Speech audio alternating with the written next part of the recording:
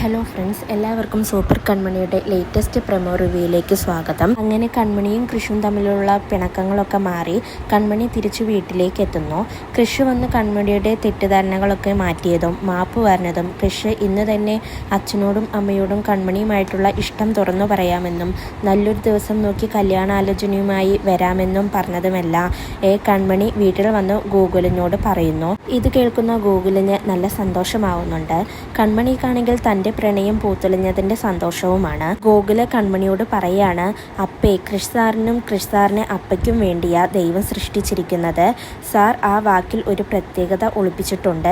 കൃഷ് സാറിൻ്റെ കൃഷും കൺമണിയുടെ മണിയും ഇത് രണ്ടും കൂടി ചേർത്ത് വെച്ചാൽ കൃഷ്ണാമണി നല്ല ചേർച്ചയാണ് നിങ്ങൾ രണ്ടുപേരും എന്ന് പറഞ്ഞിട്ട് ഗോകുല് പോവുകയാണ്. ഇപ്പോൾ കൺമണി സന്തോഷത്തോടെ ചിരിച്ചുകൊണ്ട് ഗോകുല് പറഞ്ഞ കാര്യം വീണ്ടും പറയുന്നു. കൃഷ് കൺമണി കൃഷ്ണാമണി എന്ന് പറഞ്ഞ് ഓർത്തോർത്ത് കൺമണി ചിരിക്കുന്നു. പിന്നീട് കൃഷ് ജർമ്മനിയിലേക്ക് പോകാൻ നിൽക്കുന്ന സാഗറിനെയും സുജാതയെയും കൃപയെയും അവർക്ക് പോകാനുള്ള തയ്യാറെടുപ്പുകൾക്കുള്ള സഹായം ചെയ്യാൻ വീട്ടിലേക്ക് വരുന്നുണ്ട്.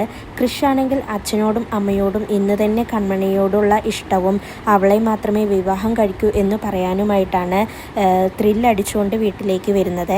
എന്നാൽ ആൻറ്റി അമ്മയും മാനസിയും കൃഷിനെ അവരുടെ വരുതിയിലാക്കാനും കൺമണിയെ കൃഷിയിൽ നിന്നും അകറ്റാനുമുള്ള പ്ലാനിങ്ങിലാണ്. ആൻറ്റിയമ്മ മാനസിയോട് പറയുന്നുണ്ട്, അവന് നമ്മൾ പ്ലാൻ ചെയ്ത പോലെ സർപ്രൈസുകൾ തന്നെ ആവട്ടെ എന്ന്. ഇത് കേൾക്കുന്ന മാനസിക്ക് കൺമണിയോടുള്ള പകയും കൃഷ്ണനോടുള്ള ദേഷ്യവുമാണ് കാണിക്കുന്നത്.